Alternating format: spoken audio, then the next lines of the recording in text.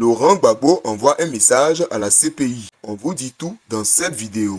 L'ancien président ivoirien Laurent Gbagbo a annoncé ce lundi 8 décembre 2025 avoir demandé à son avocat, Maître Emmanuel Altid, de saisir à nouveau la Cour pénale internationale CPI afin que les responsabilités dans les crises militaro-politiques qui ont secoué la Côte d'Ivoire soient entièrement établies. Cette initiative intervient près de 14 ans après son arrestation en 2011, puis après son acquittement définitif par la CPI en 2021 dans le cadre de la crise post-électorale de 2010 à 2011. Dans une lettre ouverte publiée le 8 décembre 2025, Laurent Gbagbo explique avoir demandé à la CPI de rouvrir les enquêtes portant sur la rébellion de septembre 2002 qui a entraîné la partition de facto du pays entre le nord contrôlé par les rebelles et le sud fidèle au gouvernement. Les violences et massacres commis avant et après la crise post-électorale de 2010 qui a plongé le pays dans une grave instabilité avec double proclamation de vainqueur, combat armé et exactions. Le rôle de tous les acteurs impliqués, militaires, rebelles, complices politiques, commanditaires, locaux et internationaux. Selon Gbagbo, la justice internationale n'a pas examiné la responsabilité des autres acteurs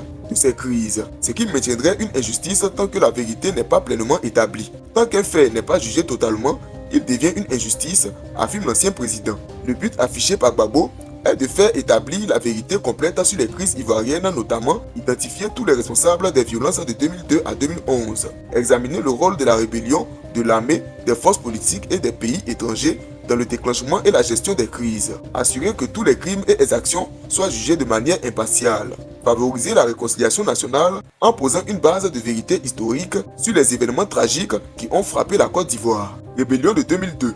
Déclenchée par un mouvement armé dans le nord, cette rébellion a provoqué la division du pays et des combats meurtriers. Crise post-électorale de 2010 à 2011. Après la réélection contestée de Laurent Gbagbo, des affrontements armés éclatent, faisant plusieurs milliers de victimes, jusqu'à l'arrestation de Gbagbo par les forces internationales et son transfert à la CPI. Procès à la CPI. Laurent Gbagbo et son ministre Charles Blé Goudé ont été acquittés en 2019 et définitivement en 2021.